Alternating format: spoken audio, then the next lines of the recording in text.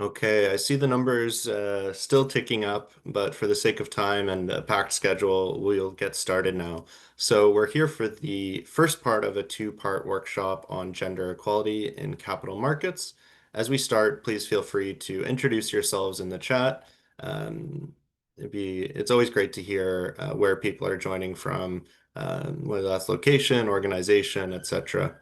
So I want to thank the Securities and Exchange Commission of Pakistan and the Pakistan Stock Exchange for hosting today's session. And it's a collaborative effort developed with IFC, UN Women, and support from Colombia and the Luxembourg government. And again, of course, made possible by the hosts. Now, I'd like to first welcome Naz Khan from the IFC, who will present some opening remarks for us. So I will turn it over to you. Thank you again so much for joining us, and the floor is yours. Thank you, Landon, and good morning, I guess, to people outside the country, London, but otherwise good afternoon, and a warm welcome to all the participants. It is a pleasure to be with you today for this important workshop on gender equality and global capital markets. Thank you to the UN Sustainable Stock Exchange for inviting IFC to deliver these remarks, and to the SECP as well as the Pakistan Stock Exchange for hosting this event. We come together today with a shared understanding, and that is that expanding equitable opportunities for women is essential to building stronger, more inclusive, and more sustainable financial systems. And why is this important in the financial markets? Because financial markets shape the flow of capital to the economy. They help create economic opportunity and the makeup of corporate leadership, as well as drive the standards of transparency. So advancing women's inclusion within them is both a strategic imperative as well as smart economics. And we all know that the data is consistent as well. Companies with more women in leadership and diverse executive teams tend to outperform, they attract greater investment, and demonstrate stronger commitments to inclusive growth, stakeholder engagement, transparency, and sustainability.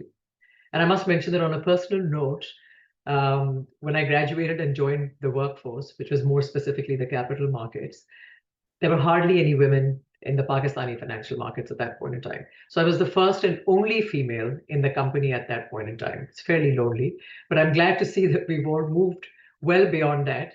But despite the progress, women remain underrepresented in leadership, in economic participation, and face greater barriers to accessing capital. In emerging markets alone, women-led businesses face a financing gap of nearly $1.7 trillion, which is a missed opportunity and actually a market failure. The World Bank estimates that closing gender gaps in employment could boost global GDP by over $5 trillion.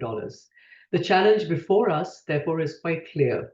How can market participants more effectively integrate women's inclusion into investment strategies, financial products, and corporate reporting? We must build the capacity to make equitable inclusion of women alongside men not just a value, but a visible and measurable factor in financial decision making. And when we talk of Pakistan specifically, I'm sure many of you would have had the opportunity to see the Global Gender Gap Report for 2025 that was recently put out by the World Economic Forum. Pakistan has slipped to the last position on the list.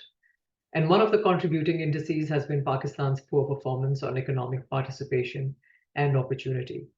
So this should give us some food for thought as we participate in the workshop over the next couple of days.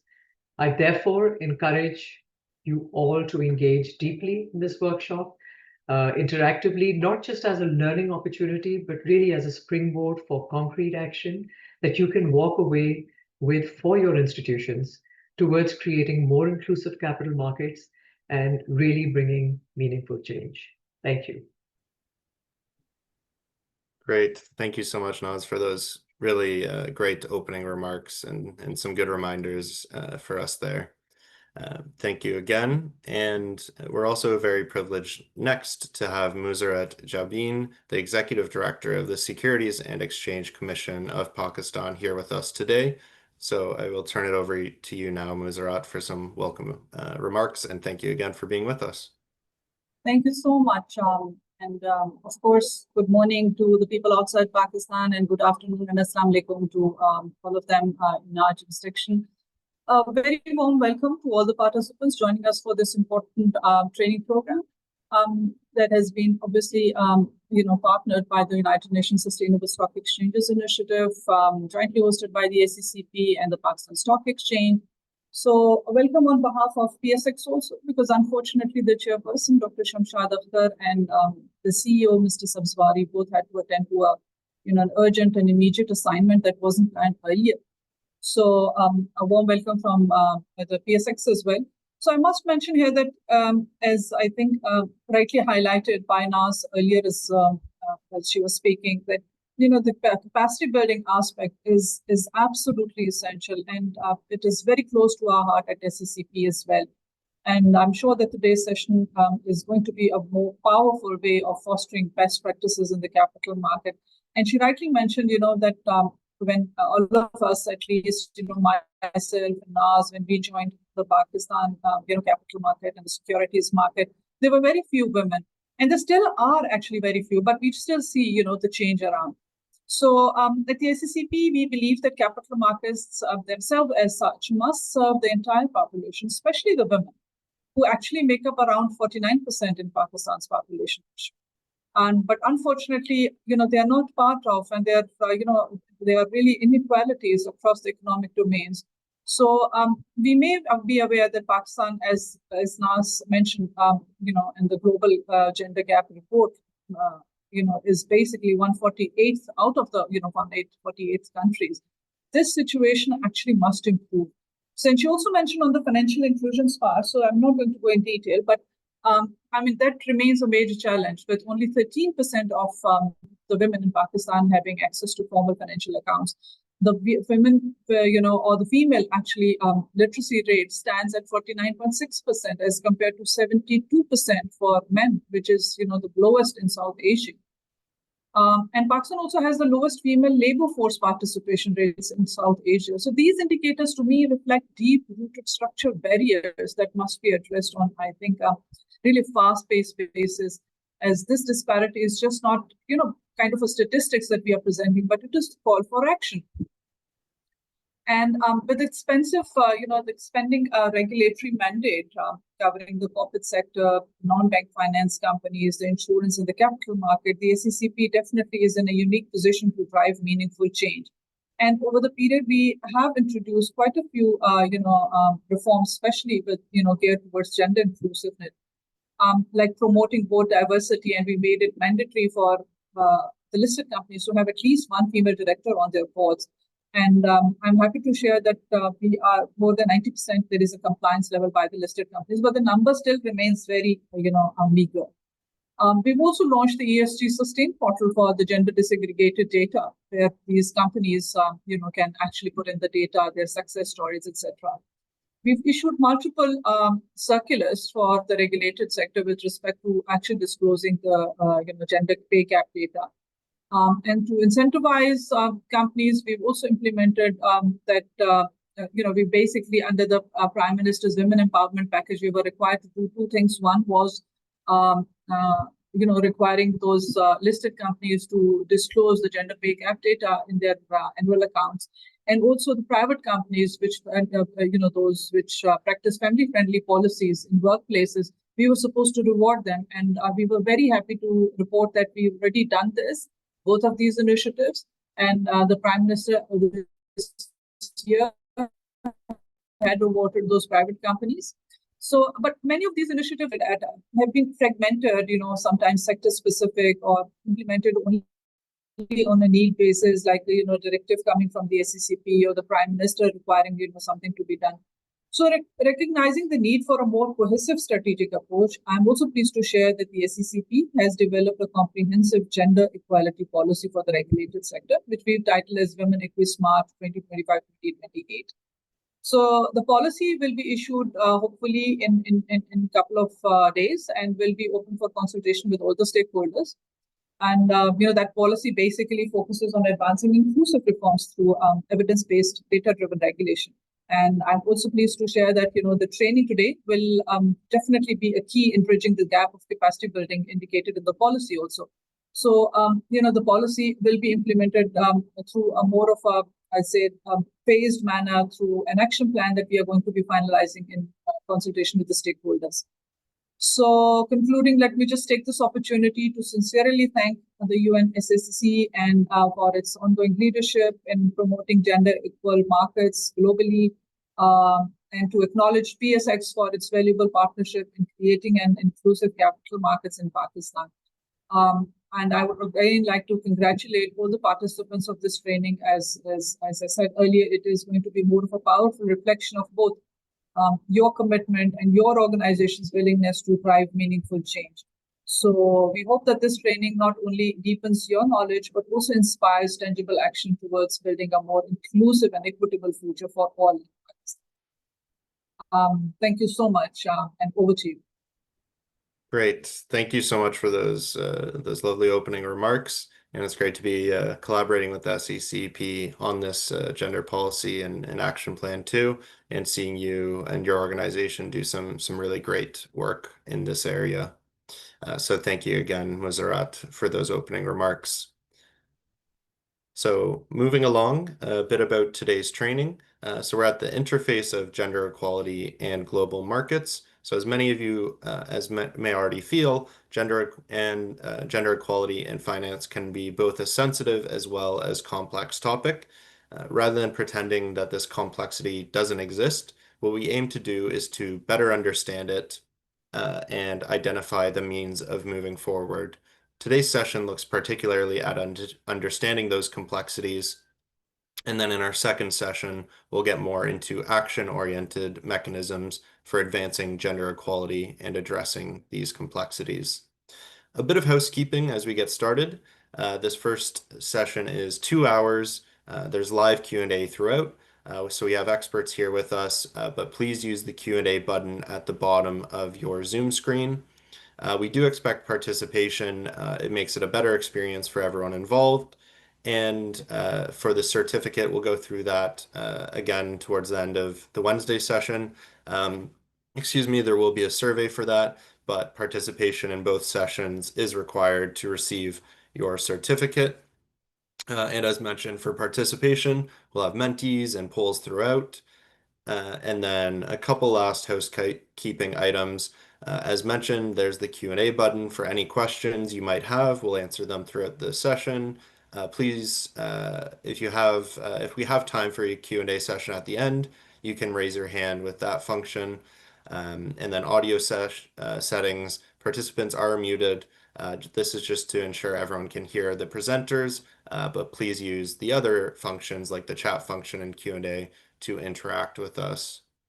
Now on to some friendly faces. Who's hosting today's session? I'm happy to have Deputy Coordinator of the UNSSE, Lisa, with me. And of course, I'm Landon, Project Officer with SSE, who will be facilitating the session. And then we also have Fatima Qureshi, who's a Partnerships and Coordination Associate with UN Women. Very happy to have her with us as well today. And then we will also have a guest speaker from Bloomberg, Harry, who will join us a bit later on to discuss some of Bloomberg's work there.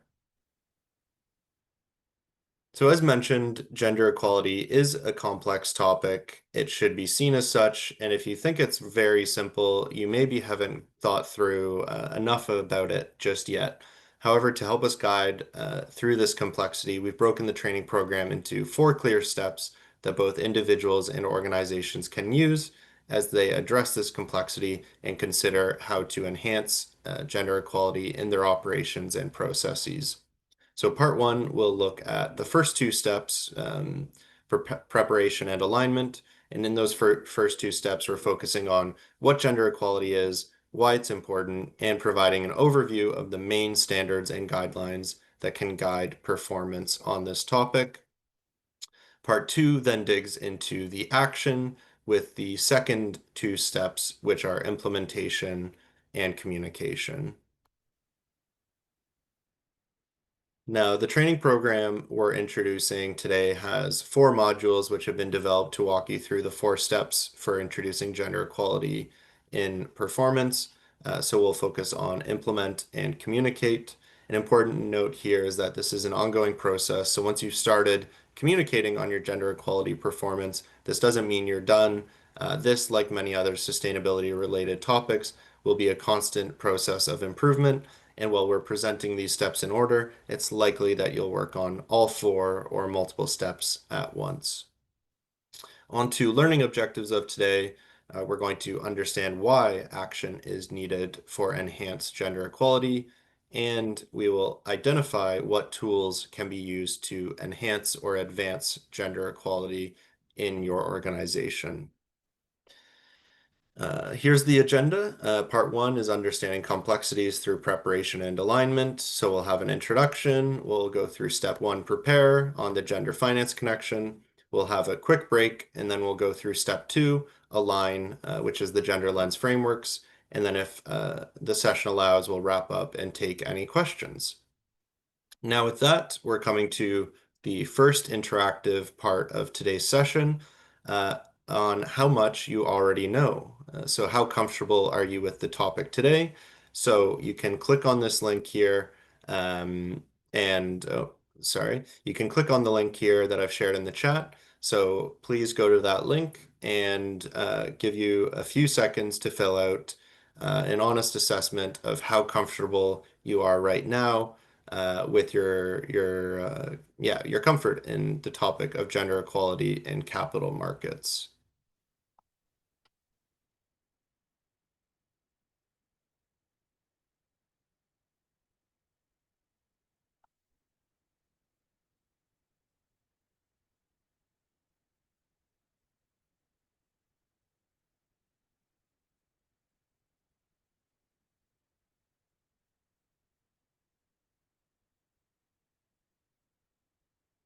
Okay. So, oh, hopefully you can see the Menti screen now. So your level of comfort, I'm seeing it's actually fairly high. So that's great to see. A lot of folks are saying more like 7 or 8 out of 10. So that's great to see. So perhaps this is a group that's already quite comfortable on this topic. So that's positive to see. So we'll go with that back to the slides.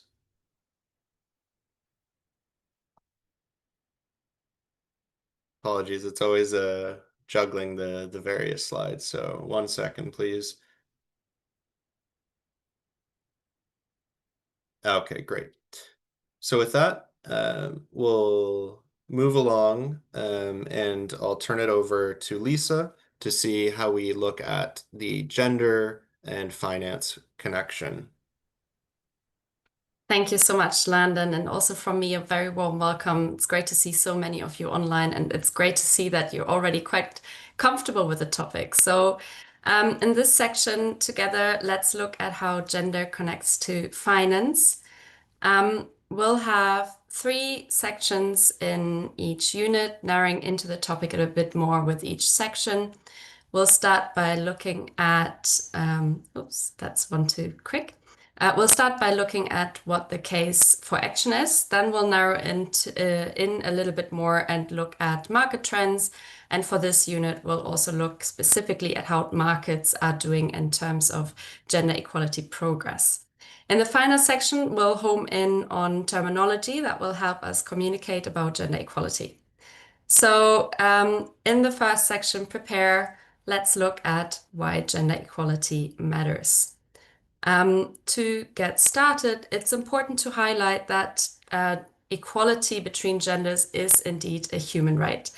It is widely documented that women and girls experience adverse impacts of business activities differently and often disproportionately.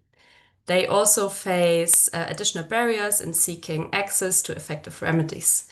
Moreover, because of multiple forms of discrimination, different women and girls may be affected differently by business activities depending on their age, their color, class, ethnicity, religion, language, literacy, access to economic resources, sexual orientation, gender identity, disability, residence in a rural location, and of course based on their migration, indigenous status, or their minority status. So this is a very, very long list of aspects that can influence how someone is treated.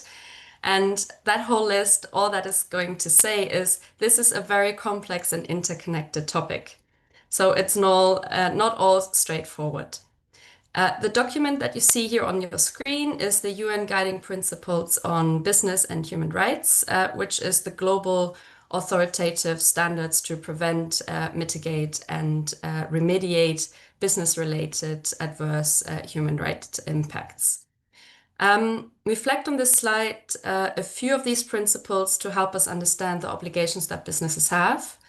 The first principle that we have here is number 14, which indicates that the responsibility of business enterprises to respect human rights applies to all enterprises, regardless of their size, sector, operational context, ownership, and structure.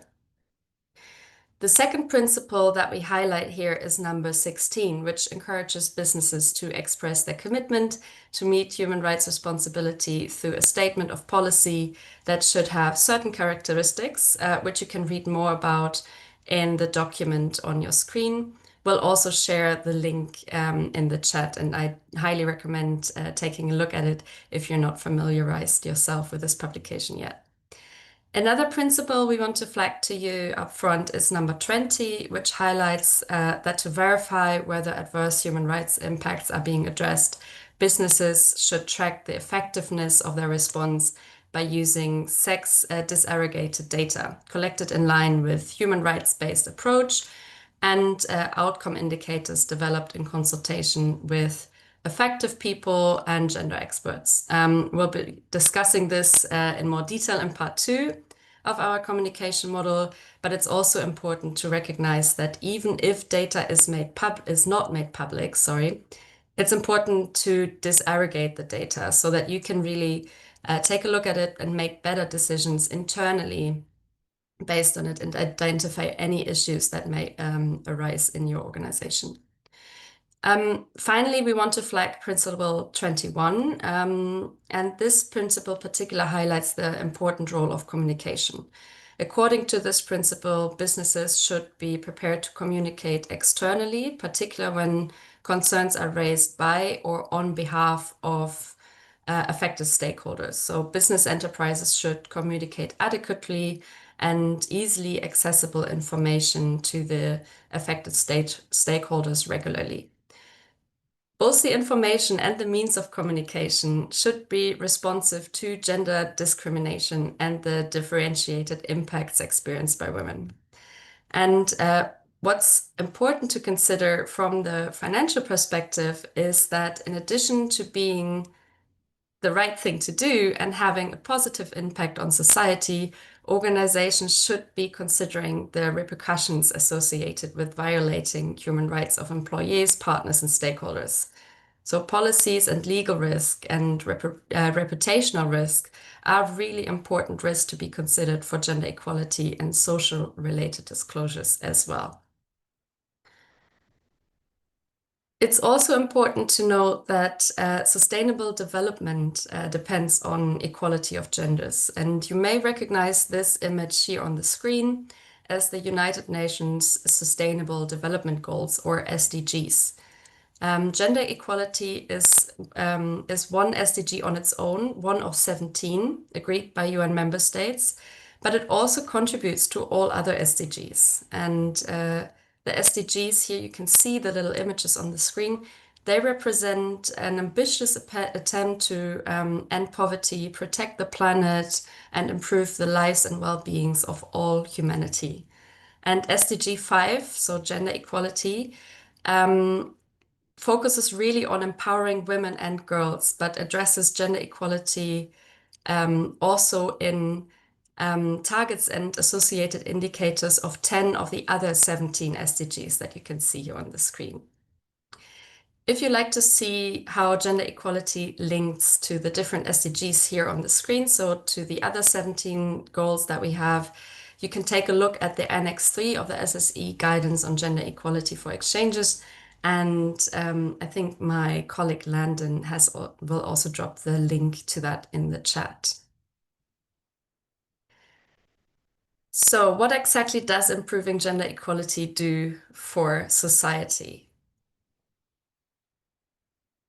Well, studies have shown that when we have more equality of genders in society, we also see lower levels of violence, we see greater economic productivity, we see an increased resilience against financial and environmental crisis.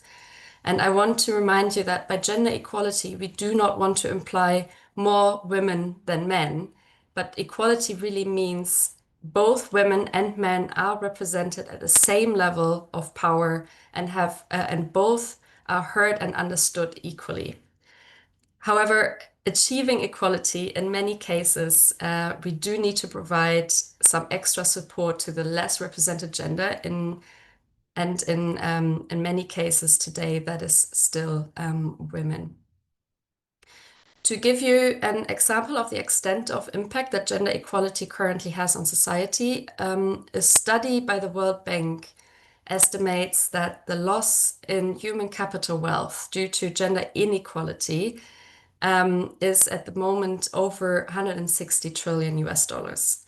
Another study concluded that the equality or the equal participation of men and women entrepreneurs could boost global GDP approximately 3 to 6%, which is a lot when you think about that this is in relation to global GDP.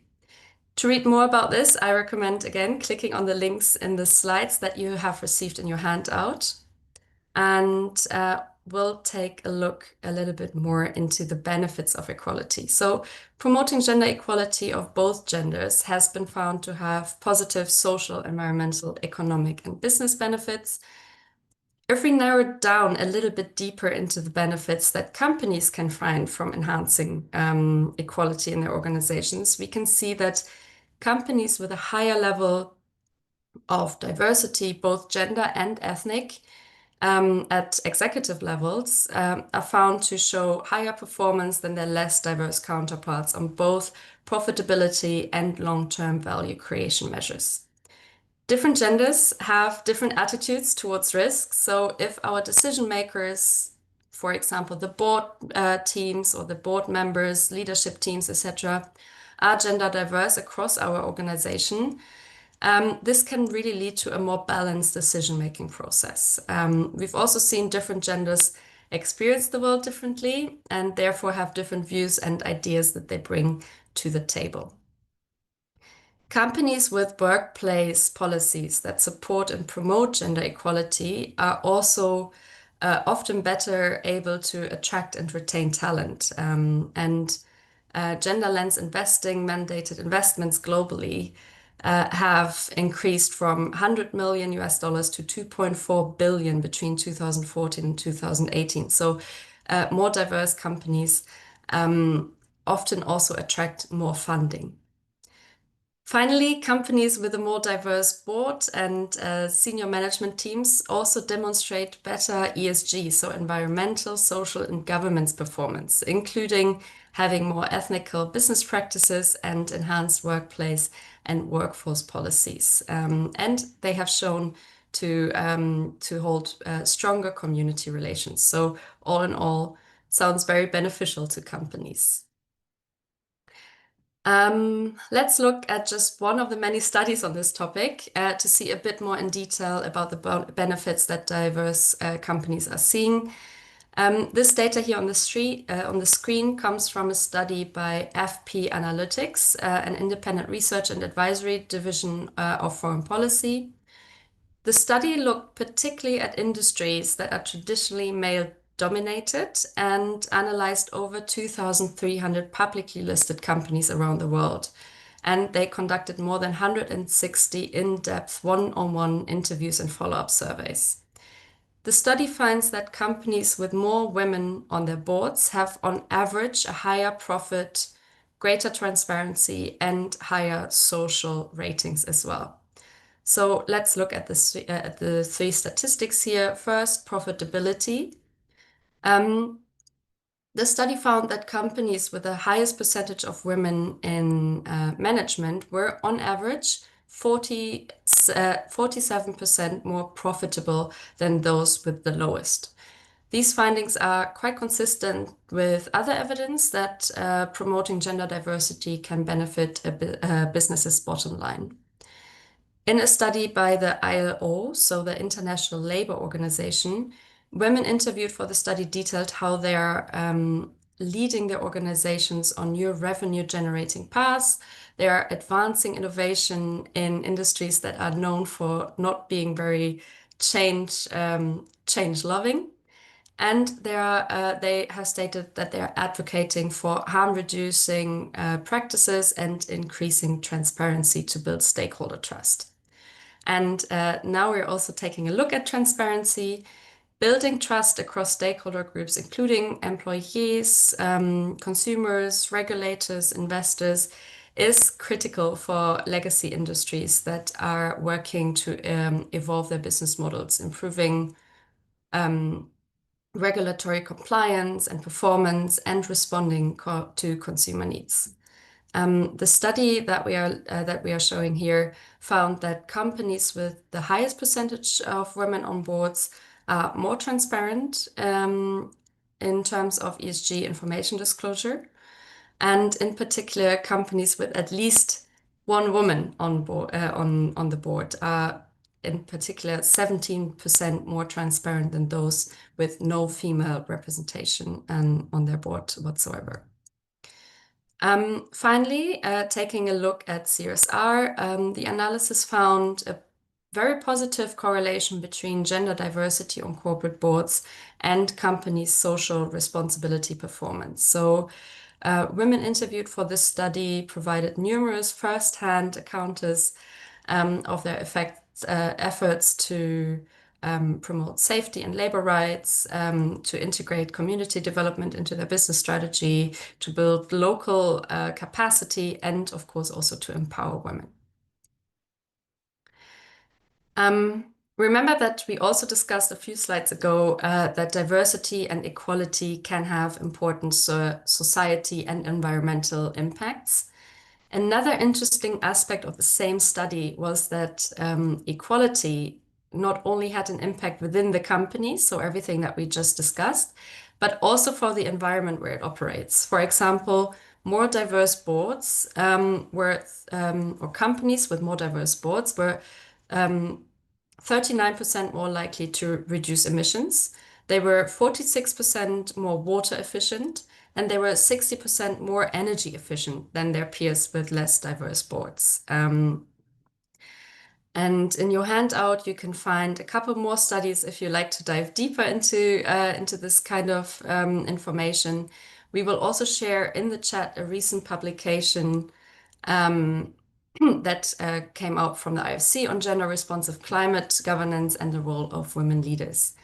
And I think now I'll hand over to my colleague Landon to talk us through a little bit of the landscape that we are looking at when we talk about gender equality. Landon, can I hand over to you?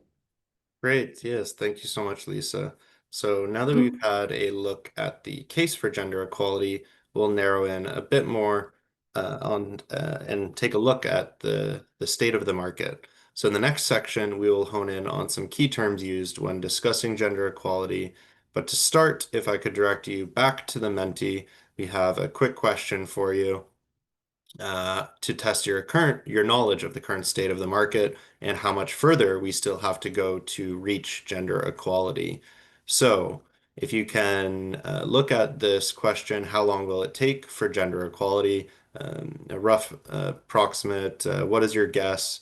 Or maybe you know the answer already from one of a different report that has assessed this or estimated it. You can answer between 0 and 500, but only in increments of 10. So we'd love to hear your answers, via the Menti. So I'll give you a few moments to go to the Menti.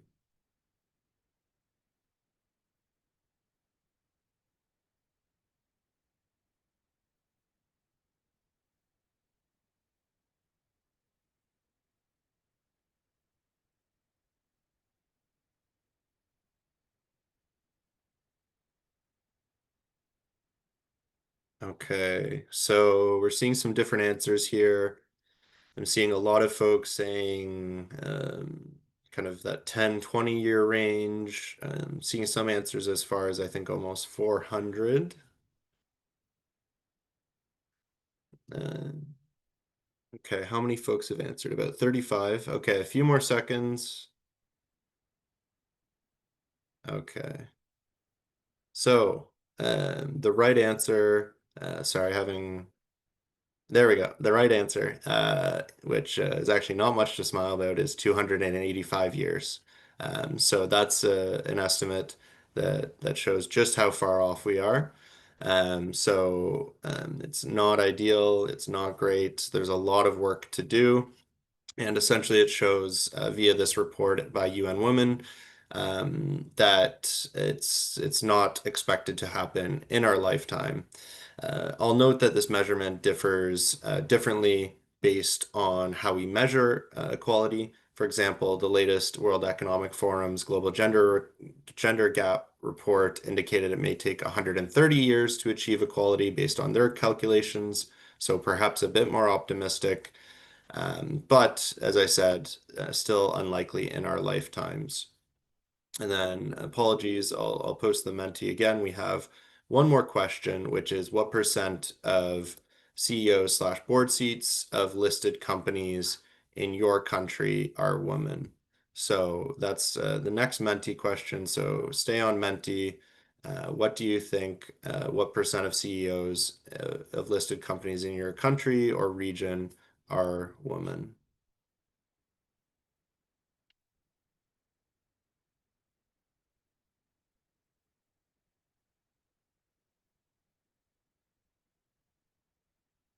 Okay, for this question, seeing a lot of answers come in around maybe up to 5, 10% max. Actually, seeing a lot of answers around up to even 10 or 20%. So I'll give you a few more seconds to input what percent of CEOs of listed companies in your region you think are women. Okay, I'll reveal the answer now. There we go. So we have 7% there. So it's incredibly low. I think that's very fair to say it's quite low. And I'll note that there recently was a viral American study indicating that fewer large companies are run by women than by men, specifically named John. That's a sure indicator that the glass ceiling remains firmly in place in corporate America. But the situation is quite similar elsewhere too. So the SSE produces these annual reports, Gender Equality in Corporate Leadership, alongside the IFC. And this gives a bit more of a snapshot of the issue. So here we see the G20, where you can see 23% of board seats in the G20 are held by women. And then you can see the G20 markets. So you see France leading the way with 44%, and then followed by UK, Italy, Australia, Canada. So a lot of North American and European markets. There's a few, and then I'll note actually India in the 10th spot, but of course we don't see Pakistan on this G20 list, but it can still serve as a benchmark for exchanges and other relevant institutions in their efforts to promote women's full and effective participation in and equal opportunities for corporate leadership positions. So here we have the regional overview. You can see Europe, as mentioned on the last slide, just indicated by the G20. Europe is leading the way with 37%. US cans, so that's Australia, USA, Canada, New Zealand, 34%. Then a bit of a drop off to Africa, and then Southeastern Asia, Eastern Asia, Latin America, and Western Asia next. I will make a quick note that France leads the leaderboard for the G20, but France also has a regulatory requirement for women on boards, requiring 40% of boards to be women. So that's one of the highest percent of women on boards in the world, or if not the highest. But the female executive pipeline leadership is not as strong. So for that reason, the French Parliament voted to introduce gender quotas for executive leadership with 30% minimum for either gender by 2027 and 40% by 2030. Now we're going to dive a bit deeper into a region that's more relevant for you rather than looking at, say, Europe and North America. So here we can see our status in Asia. So we did a deep dive in 2023. So here we see Malaysia actually leading the way with 26%. They've been very active on gender equality for the last couple of decades. We have a close relationship with their CEO, and their CEO noted, well, we started 20 years ago, which is why we're where we are today. Then a few other Southeast Asian exchanges with Vietnam, Thailand, and Philippines and Singapore. India in the sixth spot. And going to the next slide, we should see Pakistan. And Pakistan is with 13% board seats held by women.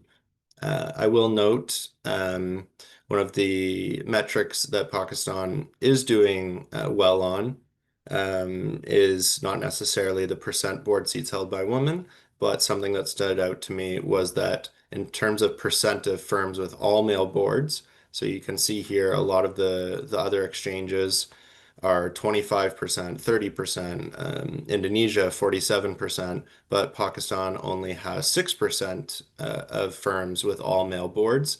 So, ideally that number is 0%, but in terms of other exchanges in the region, it's doing actually quite well comparatively. So well done on that metric. Now we're going to discuss what you think might prevent a company in your region or beyond from advancing on these particular metrics. So if you can now type in the chat, what do you think might be a barrier preventing progress to see more women in leadership positions? So that could be an external barrier, an internal barrier. What do you think might be acting as a barrier or a blocker in your region? I I saw Irfan said social gap. Okay. Lack of role models from Ahmed. Very well said. Succession planning. That's an interesting one. Yeah. Lack of courage. Education. Sorry, answers are coming in quick now. Opportunity, different cultures, more awareness on promoting gender equality. Absolutely. Well, keep thinking on that question. A lot of good answers coming in, but for the sake of time, we'll discuss these in a bit more detail now. But I love the thinking that's getting started here. So we'll discuss some barriers in more detail now. So in addition to the structural obstacles faced by women in the general workforce, such as unequal regulatory environments, lack of workplace flexibility, and conflicts between work and family obligations, there's also specific barriers that narrow women's leadership paths and cause the drop in representation at the top. This is really where we delve into the complexities of this topic. So I highly recommend reviewing these on your own time. But in the meantime, we'll go through just a few that I don't think came up briefly in the chat. So one I don't think came up was a limited availability of sex disaggregated data and inconsistent reporting practices. That can really make it difficult to measure progress or understand the extent of a gender gap, which in turn creates challenges in identifying effective interventions to close the gaps. Someone noted the lack of training and professional development opportunities, which is spot on. There can also be a lack of gender-sensitive human capital management, including in hiring, retention, and promotion processes. That could be non-diverse hiring committees or limited use of gender-blind applications. Something that was brought up was biases and stereotypes, such as suggesting women don't have the characteristics needed to lead, such as logical thinking and decisiveness, and creating a double bind in which women are expected to be nice and competent, nice or competent, but they cannot be both, which is of course not true. Those biases are more subtle than the norms that deliberately exclude women, and they can be a bit more challenging to overcome. There's also what a participant noted, limited access to networks and role models, absolutely, and unsuitable work environments in traditionally male-dominated industries. That could be issues such as physical infrastructure, such as lacking women's change rooms, only having men's change rooms, for example, at a job site. And then there can also be safety concerns in operational locations with gender-based violence and harassment issues that can represent serious deterrents to women's professional advancement and feeling comfortable in a workplace. So it's important to note that achieving a truly gender diverse senior leadership team and optimizing the true value in diversity is more than sheer numbers and gaining parity in representation. So it's not just about number of women on corporate boards. It's about the entirety of a company and organization as well as the culture surrounding it. So the key is ensuring that men and women have equal voice and agency once they're in those leadership roles so that they can also contribute to determining their organization's path. To increase the number of women leaders and prepare them to take on leadership roles, companies must also really and truly invest in women. This means attending to the culture and the purpose of their organizations, and it means adopting a more people-focused business model as part of an approach that integrates an ESG orientation into all aspects of operations. So here are some reasons for lack of progress on gender-responsive climate action specifically. A lot of them relate to the previous discussion, such as lack of training and knowledge. And if you want to delve deeper into this topic, I recommend reading a recent publication from the IFC on gender-responsive climate. I'll share that in the chat in just a moment. But as mentioned, there's some interesting examples. But with that, I'll turn it back over to Lisa for the next section on language. Thank you so much, Landon. And before we go on a break, on a well-deserved break, let's go a little bit more into the complexity of gender equality and focus on some key terms used when we're discussing the topic. And let's start with what you think when you think of gender equality. And Landon, can I ask you to drop in the Menti link again? I think I've got it here. So if you can go back to the Menti and just share with us what you think of gender equality, there is no right or wrong answer here. And if you can only think of one word or two, that's also absolutely fine. So I think we give it a second, and then Landon, maybe you could share the screen. Awesome. Yeah. Oh, that is the CEO. Exactly, that's the right slide. So what does gender mean to you?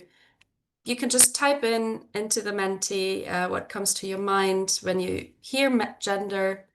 One or two words is absolutely enough. You can also write a full sentence. That's totally fine too. Anything that comes to your mind. Social identity, those are very good words. Male or female. Some things coming on here. Identity seems to come up quite a bit. You can see on the screen whatever word appears larger has been typed by quite a few of you. So you can see identity still in the middle and quite large. So that seems to be something to consider. Role models, I can see here coming in. Yeah, really good answers from you here. Biological identity, interesting. Balanced work environment, social perspective, really good answers. I can also see in the chat, identification of a human, really good. Biological identity. So it does seem quite diverse and really good ideas that come to your mind. And you all had great answers. But I want to make sure that we all get on the same page before we continue and we all understand the depth of gender. And maybe Landon, if you could, thank you. We did that.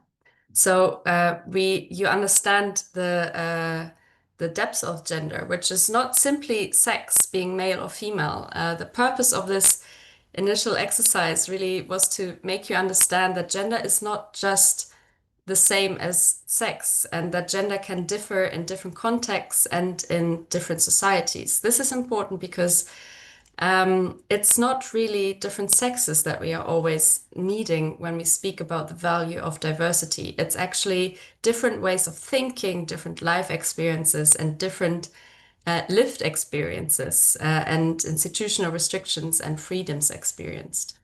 So while the term gender equality is actually quite difficult to define because it means something different to all different types of people, let's briefly get a better idea of what is included in this really complex term. And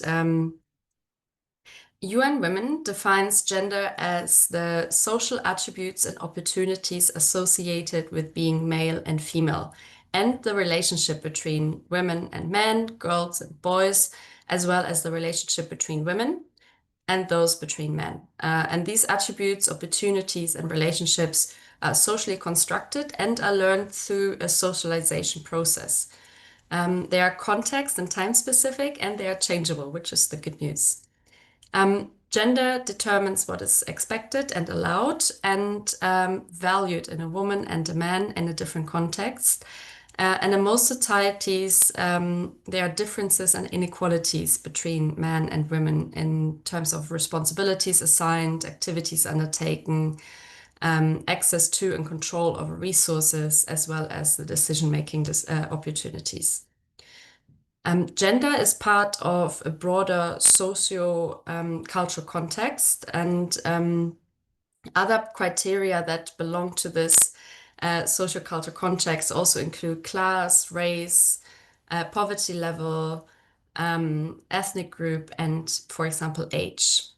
And as such, gender is not quite simply male and female. Gender can be influenced and defined based on the nature of certain relationships, based on hierarchies, on history, on context in a society, and of course also on institutions and norms. And most importantly, when we are discussing gender equality today, please remember that we are referring to equality of genders, not simply increasing women in leadership positions and on boards. Feel free to explore this and other gender equality terms in the Gender Equality Glossary developed by UN Women. And we link to that here on the slides that will also be in your handout. So let's dive a little bit deeper now. I'm sure many of you have heard of the acronym DEI, which stands for Diversity, Equity, and Inclusion. We are increasingly seeing DEI managers or even whole teams in organizations that are focusing on an organization's DEI performance. So why not just have diversity teams or equity teams? Well, if we dig deeper into how these concepts connect and interact, we see that it's really important to have all three of these terms to have a full equation. So let's start with equity, which is ensuring that there is equitable power distribution amongst people. And you can think of equity as providing men and women with the same microphone that amplifies their voices to the same extent so that everyone can hear them equally.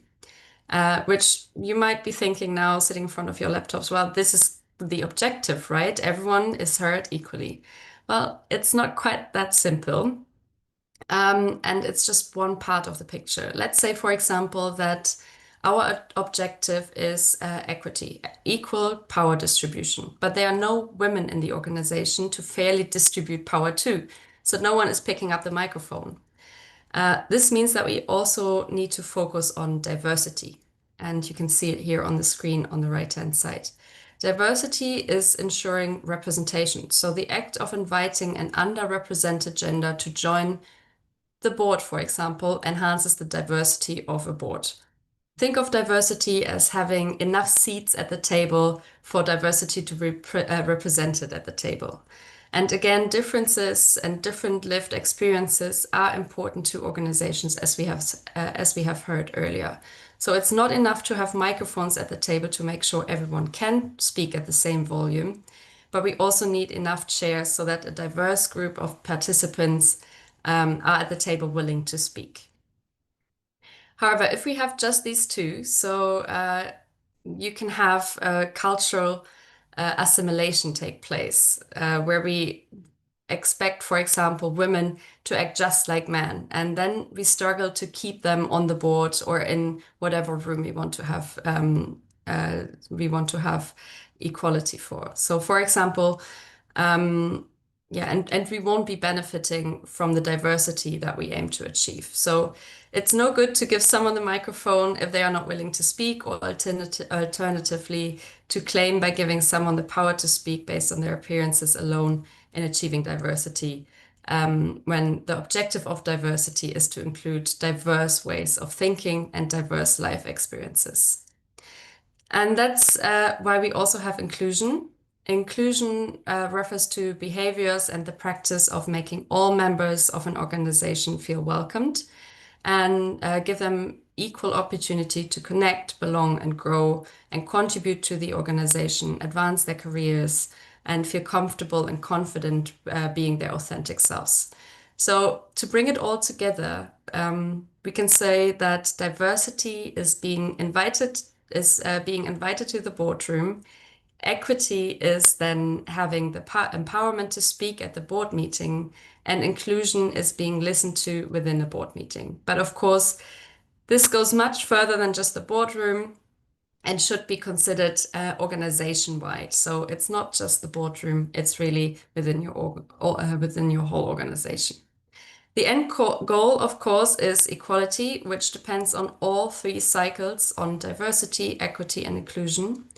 We can have diversity without equity or inclusion, but it will be not sustained.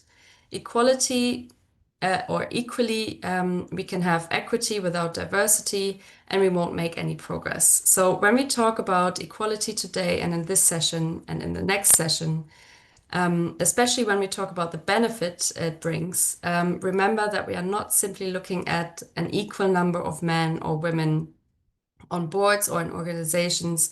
What we really want is these three things: diversity, equity, and inclusion at the same time to come together and bring equality. And you can find in your handout a more detailed version of this diagram. And hopefully this is a good spot to give you a 5-minute break for a cup of coffee, a glass of water, or a quick stretch. I think we have a timer on the screen to let you know how much time you have left to grab your water, and we'll continue after this.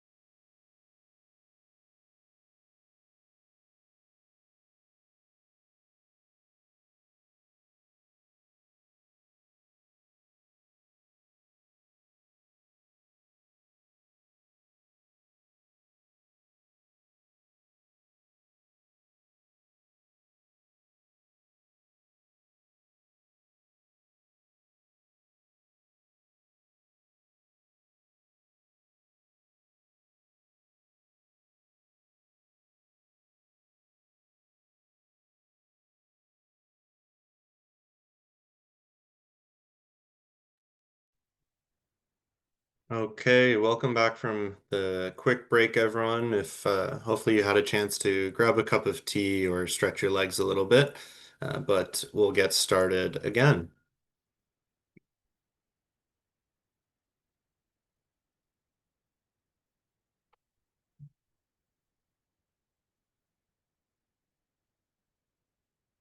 Okay, there we go. Little tech glitch there, but it's all good. So now that we've had the initial concepts cleared up, thanks to Lisa, let's dive into the content and start with how we can enhance an organization's performance on gender equality. This objective of our next unit, Align, is to ensure that your practices align with the global best practices and standards, as well as any local or peer practices that should guide your efforts. We'll begin by looking at the global principles that companies can use to enhance their practices on this topic. The global standards we're going to discuss today are the UN Women's Empowerment Principles, or WEPs. And before we go into the principles, we wanted to get a sense of your current familiarity with the WEPs. So let us know in the poll I'm about to launch um, if you're currently using the WEPs or maybe you're not. So if you give me 1 second here, I'm just going to launch a poll.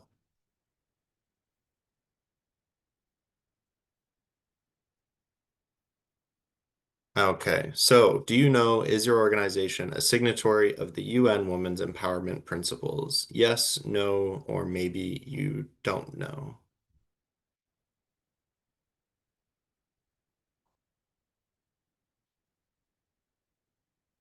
Okay, seeing quite a mix, almost a third, a third, a third, with a third yes, a third no, and about a third I don't know. So a few more seconds, then we'll end the poll.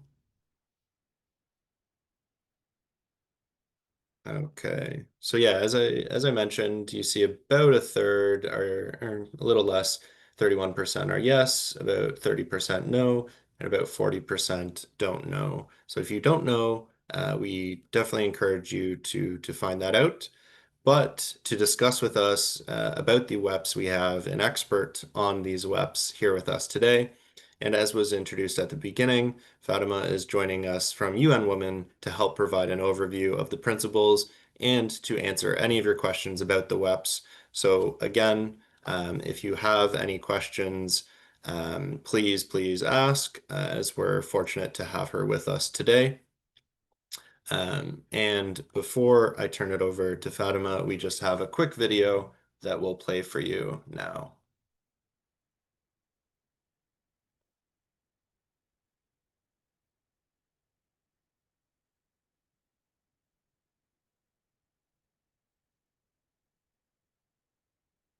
Sorry, I don't think the sound is working, so 1 second, please.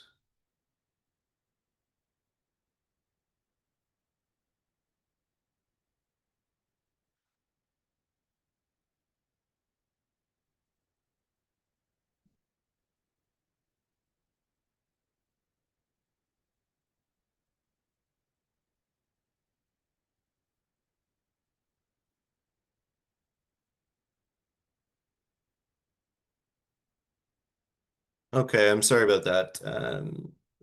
Zoom is having a bit of a technical issue, so we're not going to be able to play the video for you right now. But we'll see if in the meantime, while Fatima speaks, if I can get it started. If not, we'll share the link to the video in the chat. But with that, I'll turn it over to Fatima now. Thank you. Thank you very much, Landon. Hello and good afternoon, everyone. Good afternoon, everyone, and a very warm welcome to all of you. So I am Fatma Qureshi, Partnership and Coordination Associate at UN Women Pakistan Country Office. And I'm very excited to be a part of this training session to introduce all of you to the Women Empowerment Principles. So during the poll, I saw both the web signatories and non-signatories here, and some of them who are not sure about it, that what the WEB's principles are. So I hope this session will bring a helpful refresher or a learning opportunity for all of you. So with the rising importance of reporting and ESG, more companies are realizing the need to focus on gender equality. However, many are unsure to turn that recognition into action. That's why the webs come in. The web serves as a practical guide to integrating gender equality into business strategy and operations, impacting your workplace, marketplace, and community. So the webs offer a holistic and a guiding framework to the private companies that helps the companies to advance gender equality while driving positive outcomes for both business and the society. They also provide a roadmap for achieving Sustainable Development Goal 5 on gender equality. So here you can see the global reach of the web. So over 11,000 companies in 190 over countries have committed to these principles, demonstrating the widespread impact of the web's initiative. So among which 162 are from Pakistan, and Jazz, Suthi Enterprise, Pakistan Stock Exchange, Food Panda, Nishat Apparel are a few leading examples. And there are other very prominent examples who have been collaborating with us, with UN Women Pakistan, on different initiatives. Next slide, please.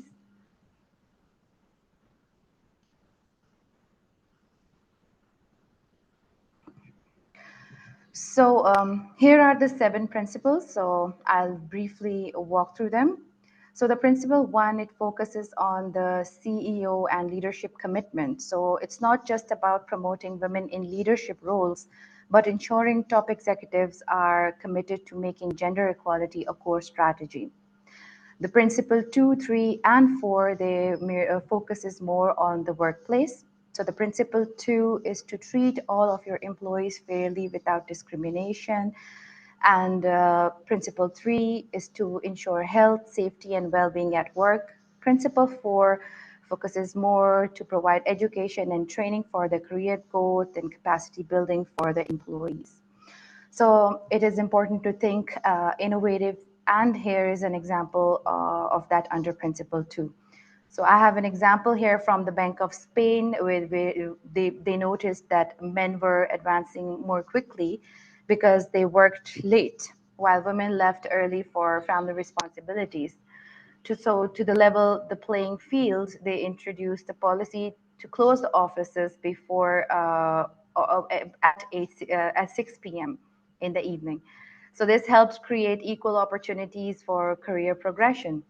Similarly, signatories in Pakistan from various sectors, including banks, textile companies, telecoms, and other private entities, are integrating the principles of the webs into their companies to advance gender equality and women empowerment. The principle 5 deals with the marketplace, encouraging companies to promote a diverse supply chain and gender responsive marketing. At UN Women, we work with companies to adopt gender responsive procurement as part of the sustainable supply chain. Moving on to principle 6, which is about the community engagement, urging companies to consult and engage with local women and girls to ensure their initiatives truly benefit them. And finally, principle 7, it focuses more on the measuring and publicly reporting their progresses. So companies are encouraged to collect data to track their gender equality efforts, and they can choose an annual time frame to report on their progress. So currently, publicly or privately on the web's portal. So currently, there are 9 companies that are publicly reporting their progress from Pakistan, and we are encouraging more companies to report on the portal. Next slide, please.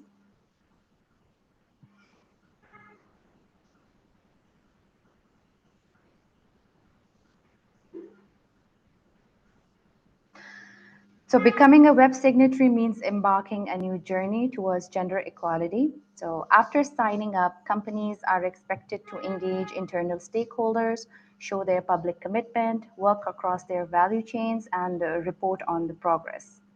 So this isn't about it isn't about quick wins, but also addressing systematic inequalities for lasting change.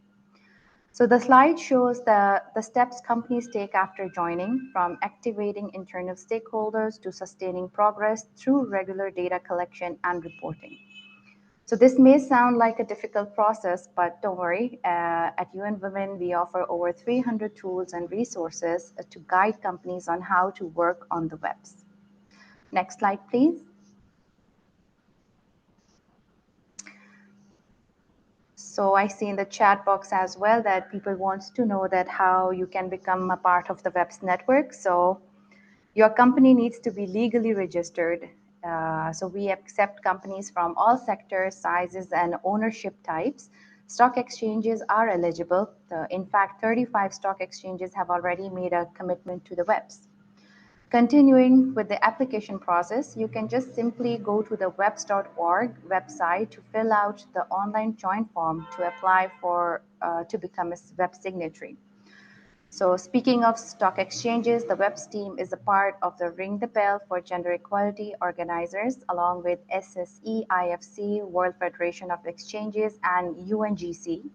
So RTB Ring the Bell is an event where stock exchanges ring the bell to raise awareness about gender equality around International Women's Day in March. So please stay tuned for the next one. So this year, Stock Exchange hosted the Ring the Bell event on International Women's Day in collaboration with UN Women, IFC, CFA Society Pakistan, and Women on Board.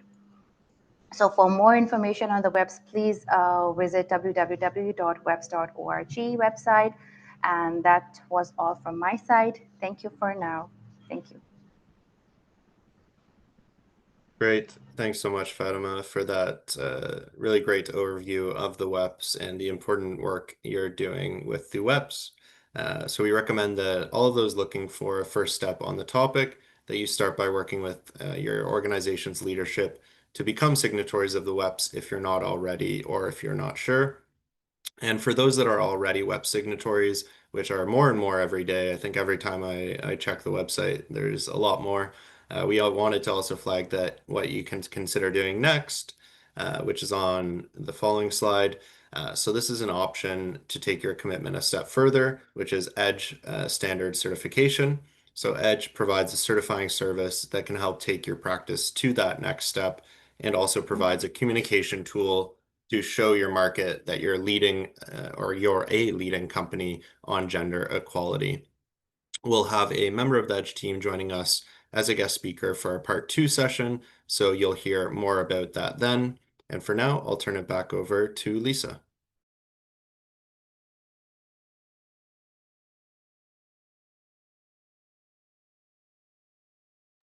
Oh, Lisa, I think you're on mute right now.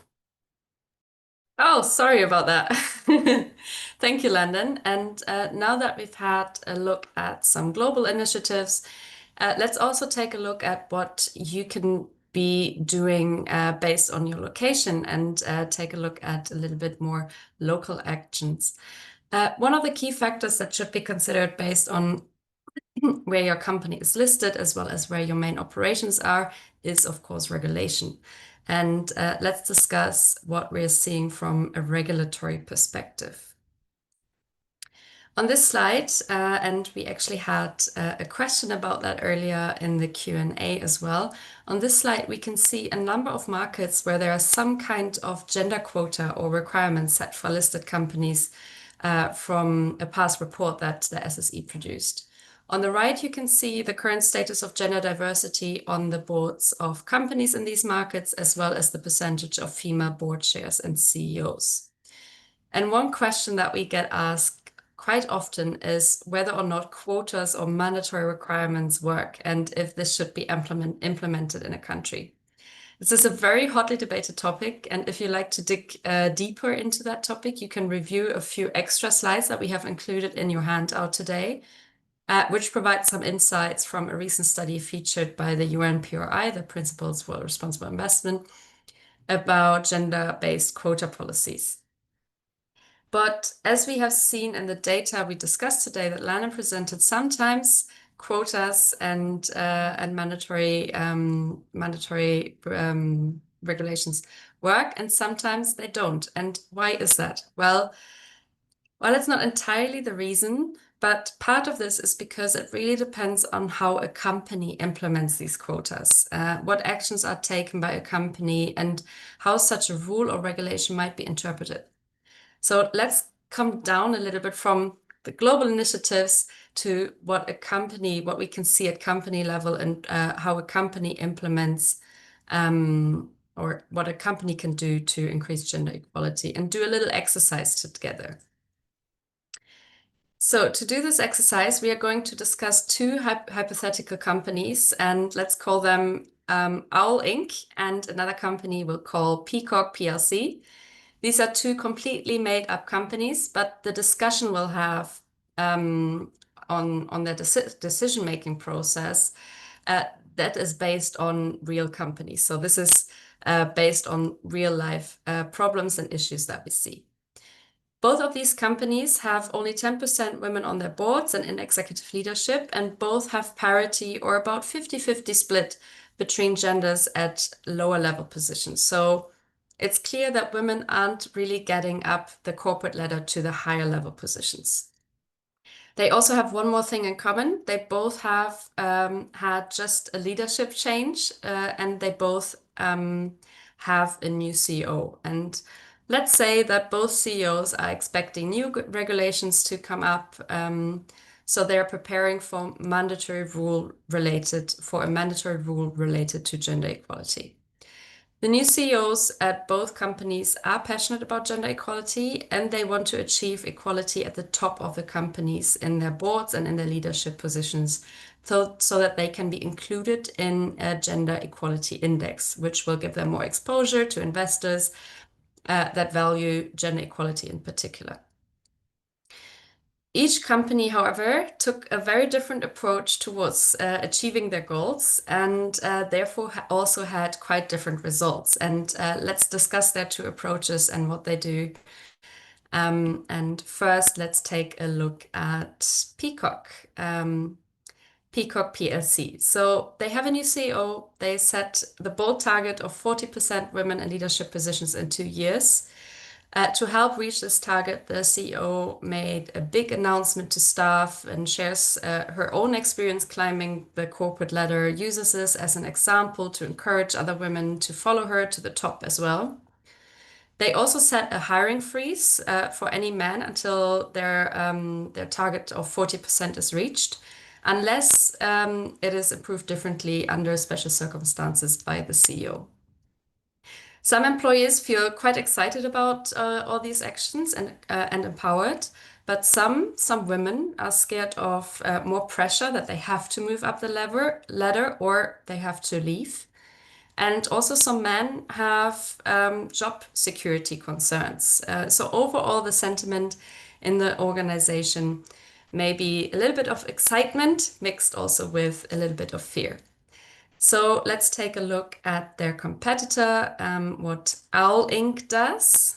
Remember, same sort of statement, but Owl does a few things differently than Peacock PLC. They also had a new female CEO, also committed to gender equality in leadership positions. But instead of the 40% target and hiring freeze, here the CEO decides to join the 30% club. And if you're not familiar with this, the 30% club calls on its members to commit to at least 30% female representation on their boards and executive leadership teams, because this is considered to be a critical mass at which minority voices become heard. And they want to surpass the 30%, where there's a 40%, which is the top target. They want to achieve and surpass the 30%, but the CEO is not sure of the root cause and is confused why so few women are moving up the operational level positions to leadership positions. So she sets up an internal task force to find out these root causes that may be preventing women from climbing up the ladder. At the same time, the CEO is also initiating a reverse mentorship program. So 50% of the workforce is women. So why aren't leadership learning from them and hearing their experiences already? And this can allow leadership as well to benefit from a more diverse perspective at operational level and help interested staff to progress in their own careers. So now we are going to give you a minute and tell us what you think. What strategies do you think will work best? Is it all or the peacock strategy that will increase gender equality in the organizations? We'll give you a minute to fill that in, and maybe Lennon, you can drop in the Menti again so people can actually participate. There we go.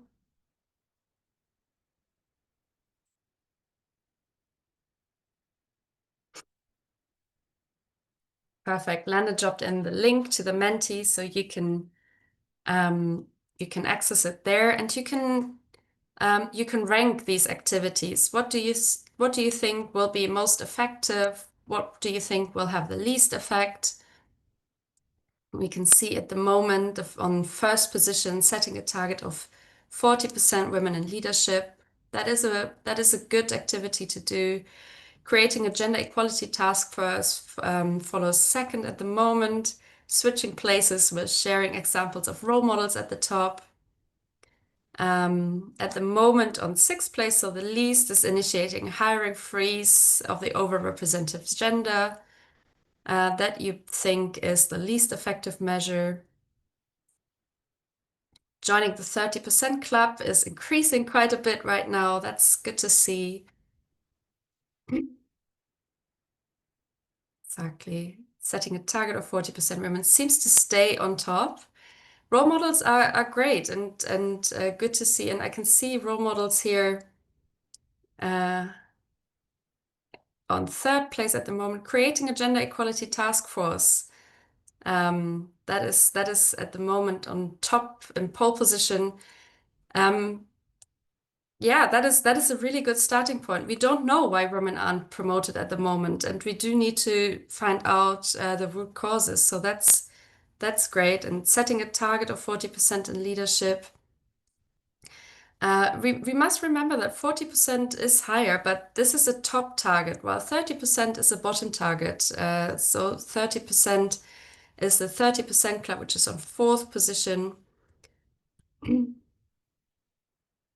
Okay, great.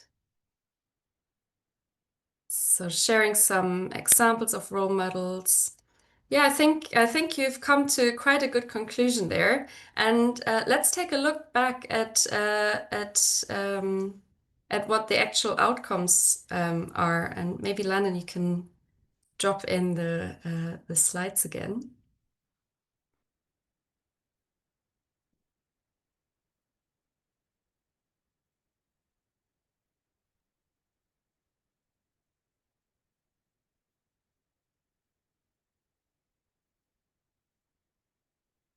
Great. So let's take a look at how Peacock PLC did and some of the impacts that may have resulted from taking the approach and prioritizing targets together with the external hiring, with the hiring freeze, etc.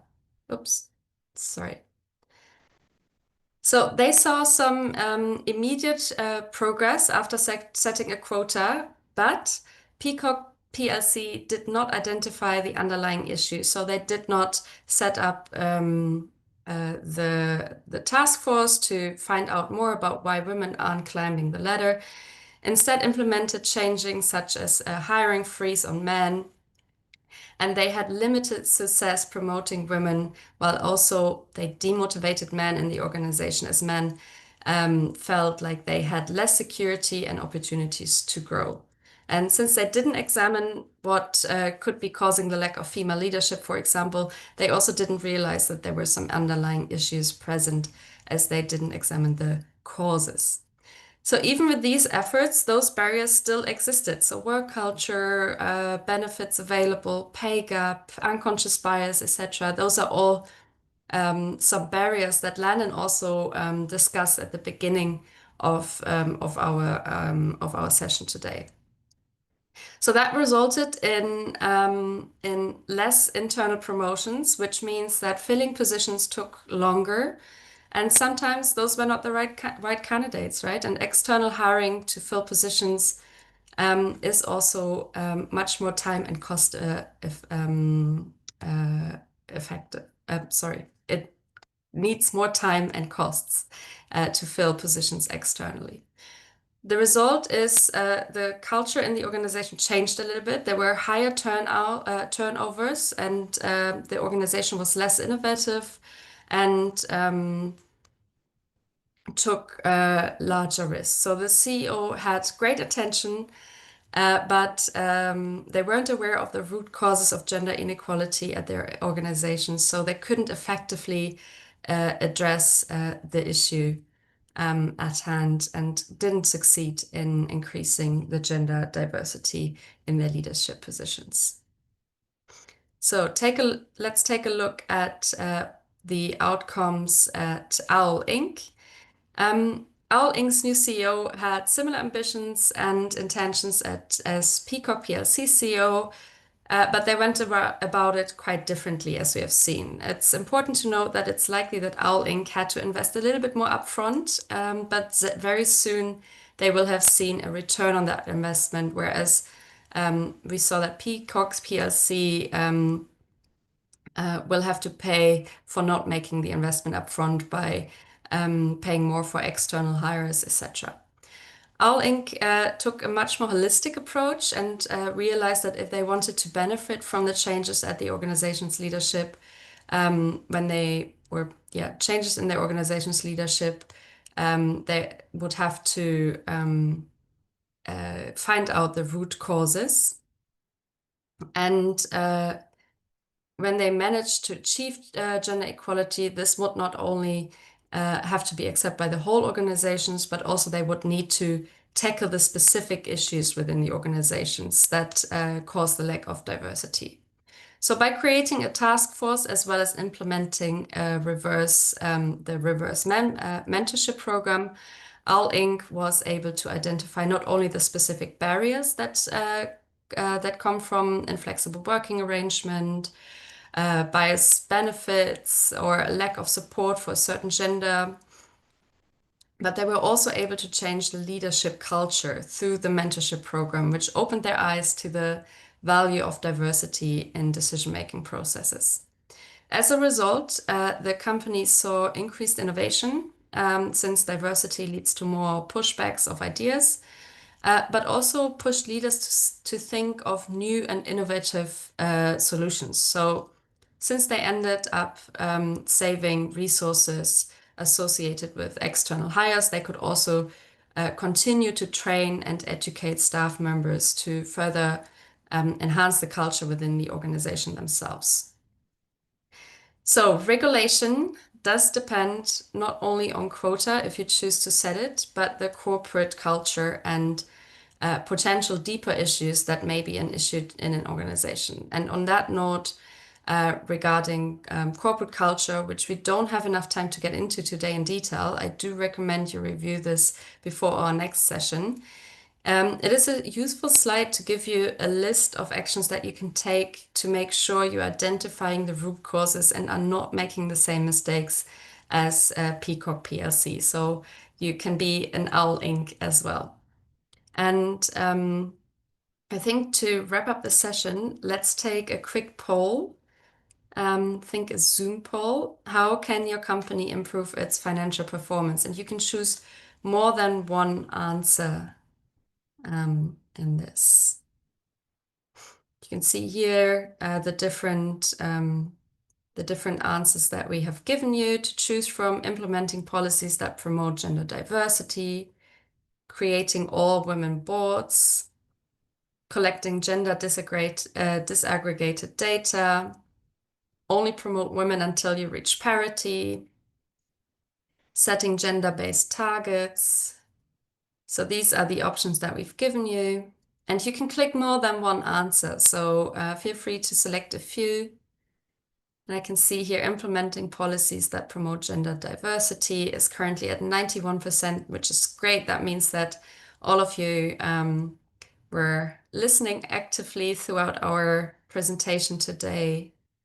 Collecting gender disaggregated data is at 45, but that's still in third place, so that's really good too. Setting gender-based targets, 57%. So I think we can say that you selecting, implementing policies that promote gender diversity, collecting gender disaggregated data, and setting gender-based targets, I think those are all great questions. And yes, answer 1, 3, and 5 is of course something that we would recommend doing. And it's important to note that this is actually something that needs to work together. So it's important to have all 3 of these activities and not just one selected.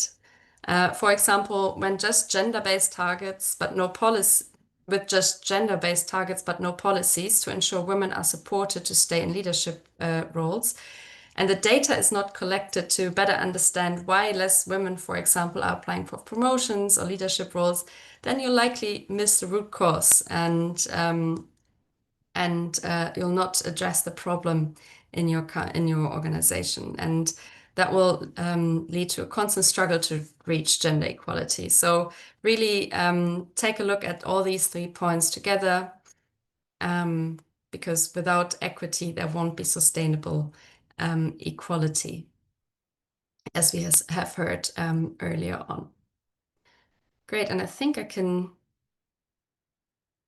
share the results, and you can see it here on your screen.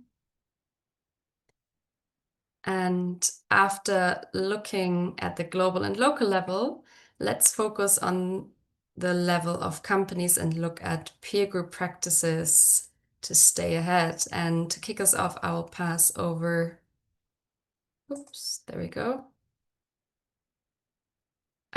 to UN Women to discuss some color to this discussion.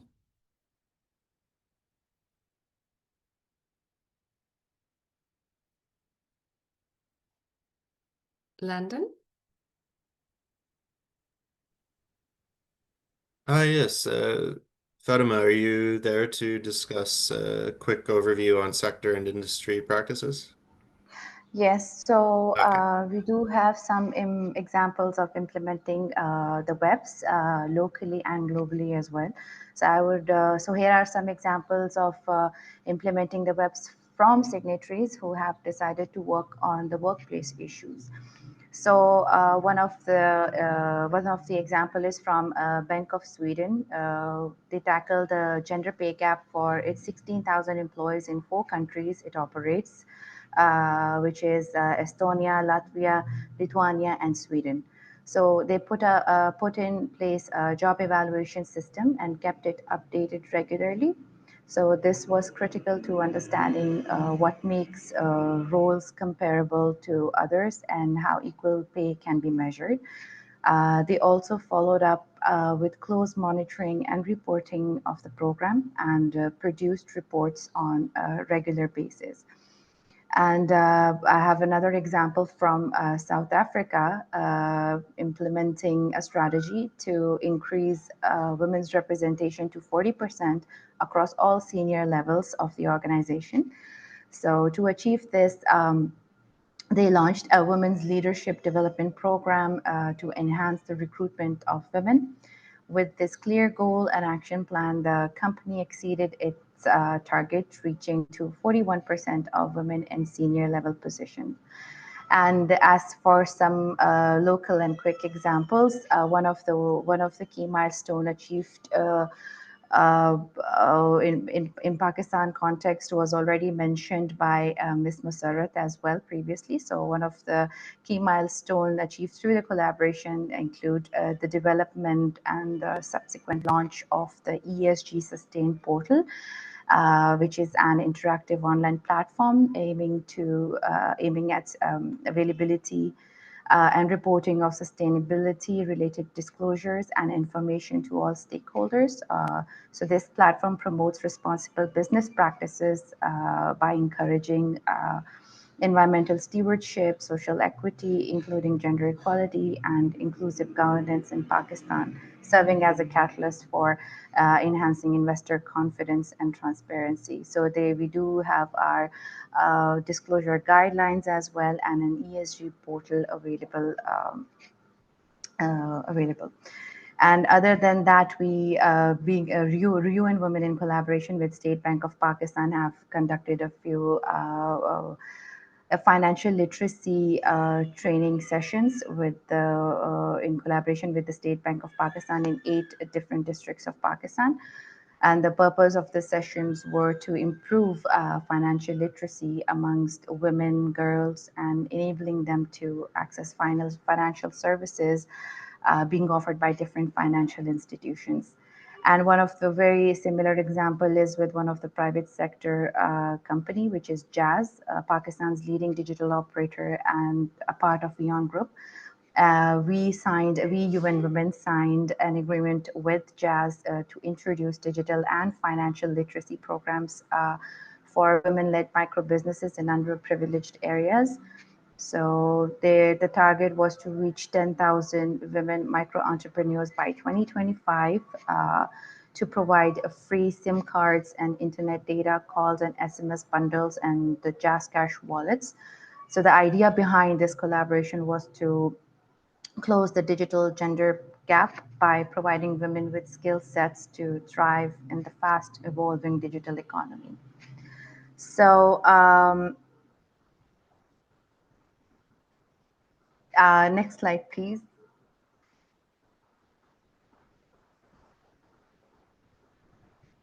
So we have some great tools and resources for you to access, like the Gender Action Plan module, which we will dive deeper into in the next session. Gender responsive recruitment checklist and gender responsive procurement tool. So this may sound like a difficult process, but we, as I've mentioned previously as well, that we have over 300 tools and resources to guide the companies on how to work on the WEBs and how they can seek guidance from the WEBs framework. So becoming a web signatory is much more than just signing up. It's about making a real lasting commitment to gender equality in your business practices and contributing to a more inclusive economy. Whether through leadership development, equal pay, or supporting women entrepreneurs, the WEBs provide a clear path for driving progress and creating meaningful change. So I and we would like to invite you, all of you, to join this global initiative towards gender equality. And to further explore WEBs and to explore more collaborations with us, please feel free to reach out. If you have any questions, I can put my email ID in the chat box. And thank you very much for your time. And I look forward to seeing the impact your companies will make. Thank you, everyone. Great, and thank you again to Fatima for joining us today to give that overview of the WEBs. So helpful. And with that, we have our final guest speaker of the day, Harry from ESG, who's an ESG specialist with Bloomberg. So thank you so much, Harry, for joining us, and I'll give you the floor. Thank you. Thanks, Landon. Nice to be with everyone. I'm just going to take over the screen share, which is hopefully working now. Great. So as I said, thank you. Excited to be here. My name's Harry. I have been at Bloomberg for 3.5 years now, working on our gender equality products and data. So just going to do a quick exercise. You can see the agenda there. I'll take you through a bit of history and background of how Bloomberg has historically looked at gender data and treated gender data on our platforms and our system. But I want the bulk of it to be a sort of training exercise with some real world data, just to give a few real world examples of the sorts of things we're measuring, what our clients are interested in, and how that all translates into sort of real life. So while you read through those bullet points, I'll just speak a little to add a little extra detail. So Bloomberg launched a survey back in 2016 called the Gender Equality Index, which was only open to 26 companies based in the US from the financial sector only. The purpose was to shed light on a previously very opaque area of reporting, which was gender inclusion in companies' workforces.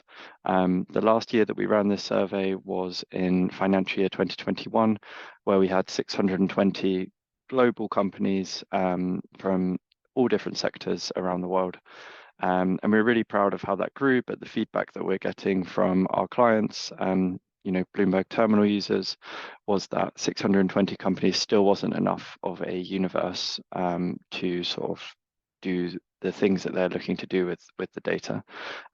With that in mind, we've opened it up to a public scoring now. So we've actually recently launched this, where we've scored just over 3,200 companies on a gender equality score. And as part of that, we have consulted companies that did our survey previously. We also consulted companies that didn't do our survey previously, as in reporting companies, on what they'd be comfortable disclosing, what they actually measure internally out of their list. And we came to a list of about 18 or so KPIs or data points that we measure. One thing that is really important to note at this stage is that we're very much in the early stages of this score being launched and sort of corporate awareness. Within our score model, there is quite a healthy portion of the score allocated to just disclosure. So even if companies you're hearing or feeling that your metrics might not be at the level that you want them to be, just making them public will reflect well on the Bloomberg terminal and on the gender equality score. It's a really good opportunity for anyone who wants to engage early to sort of get a bit of a head start and an edge. Right, so enough waffling from me. I think it's time for our case study. So what we're going to do now is look at these two companies. One of them, after this slide, they'll now be known as Company A and Company B, and I'll present data from Company A and Company B and ask you to guess who is who out of Louis Vuitton and Under Armour. So just to start off, just take a minute to think about any sort of very high level biases you might have when we think about Louis Vuitton, a high profile luxury fashion brand, and Under Armour, which is more of a sportswear brand. Obviously, it's completely okay to have these biases. It's not much you can do about that. So we're going to then look at how data will challenge those perceptions. So at a really high level, you might think that Louis Vuitton is a fashion brand. It is typically maybe a bit more associated with women, and that they might have more women working there or a bit more support for their women employees and all of those sorts of things. We're going to take a look at how data can drive your decision making rather than just sort of your initial perceptions of a company. The first thing I want to show are the Bloomberg ESG scores. So I've highlighted the S and the G scores here. I work on gender equality data within our ESG or sustainability department. And a question I got a lot is, where does gender fit within S and G? The reason that I'm showing both is that I think it's probably a bit of both, and that's why we have our own distinct gender equality score rather than it being a subset of S and G. So while we're here, just take a look. Company A has a slightly higher social score, while Company B has a slightly higher governance score. And then looking into these social sort of metrics and governance metrics that most relate to gender, we have the social supply chain management, and then governance, we have sort of board and specifically gender diversity. So again, just take a look, Company A higher socially, Company B higher on the governance side. Now we'll take a look at some of the gender specific data that Bloomberg measures that goes into our GE score. So starting at the table on the top, Company A at pretty much all levels of the workforce has more women employees. So more women in the total workforce, more women in middle management, more women in senior management, a slight dip in executives, but then again, more women on the board. They also disclose that they hire 74% of their new hires are women, and they don't disclose the percent women of total promotions or percent women attrition. So percent women of total promotions is of all the people who moved up in a role, so that doesn't include sideways moves, just moving up a level of hierarchy. What percent of those were women? And then percent women attrition means of all the people who left the company in a given year, what percent of those were women. So you can see that company B doesn't disclose any of those three, or company A discloses that they hire more women than men. Then the next table is looking at benefits. So we have parental leave, which is not specifically for women. We have parental leave retention rate, which is basically of the employees who took parental leave, what percent of them returned to work and then remained working for 1 year. So that's a metric that sort of tells you a little bit about the culture of taking parental leave and how people are received back at work. We have a flexible work benefit, which has obviously become more common since COVID. And then we have a backup family care benefit. So that's not just for childcare, that can also be for elderly care or any other responsibilities in that aspect. So company A, despite having more women throughout the workforce, doesn't really disclose whether they have any of these benefits, whereas company B is a bit more forthcoming about these benefits and having them in place. So I will now ask you to fill in a Zoom poll. Who do you think is who? I think we usually do who is company A, Louis Vuitton or Under Armour. If Landon, could you set that up, please? Because I can never do it.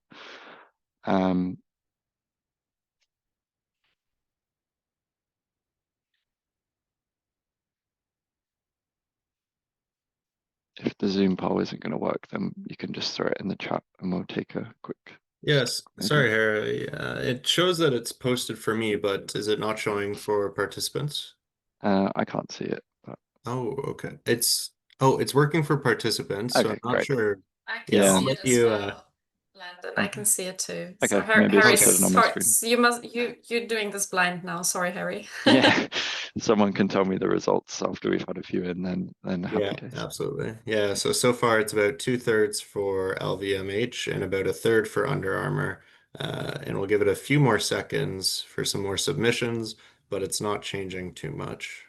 Awesome. Yeah, so that's pretty much in line with what we have, and the majority of you are right. Company A is Louis Vuitton, company B is Under Armour. So yeah, the purpose of that was just to hopefully challenge some of the initial perceptions you might have, and just use it as a platform to highlight the sort of data that our clients at Bloomberg are looking for to make their decisions. And also just to highlight, just because a company is performing really well in one area, like their talent pipeline or their governance score, it doesn't mean that they're completely there in terms of true gender inclusivity throughout all of those sort of quick things we just looked at. If you're ready to take action to align with attracting gender-based investments, then those are sorts of data points and metrics that we'll be encouraging you to disclose. And if you're interested in that, please reach out to me and my team to stay in the loop and learn a bit more. I'll post some links in the chat now. Thank you very much. Great. Thank you so much, Harry, as always, for joining us for that really helpful overview. Now, with that, we're coming towards the end of our session today, but we have a couple final Menti questions for you. So if you can name one activity that you plan to initiate in your organization that could help improve or advance gender equality, what do you think just one example or one initiative might be? So if you can go back to the Menti that Lisa's just shared the link to, we'd love to hear what you think.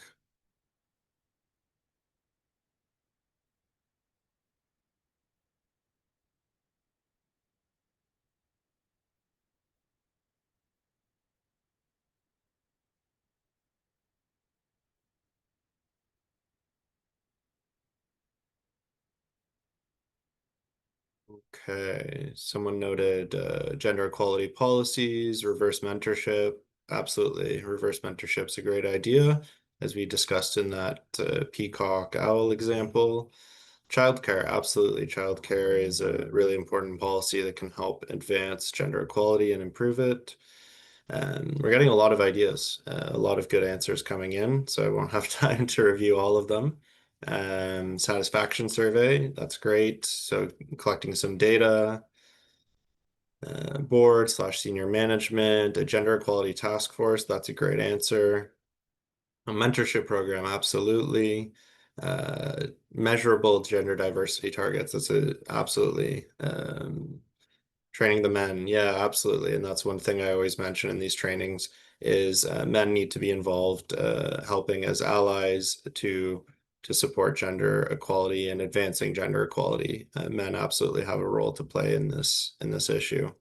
So we'll leave it there. So a lot of great answers. Thank you. And then the next question, if we could assess your level of comfort with this topic now. So how confident are you? How comfortable are you discussing this topic? And how likely are you to take actions to improve gender equality in your organization? So if you could quickly answer that topic from not at all to very.